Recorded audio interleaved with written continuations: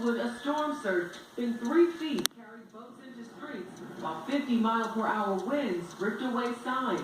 We're at a low tide, and you can still see the water that's trapped in these areas. Wildwood Mayor Ernie Troiano said about 100 people were forced to evacuate.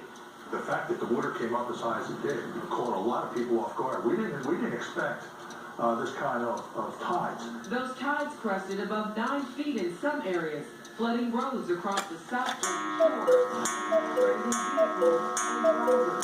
seen some flooding in the storms.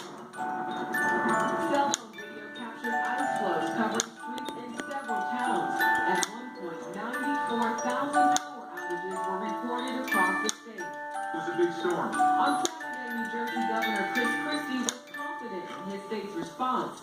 It's our 17th snow emergency.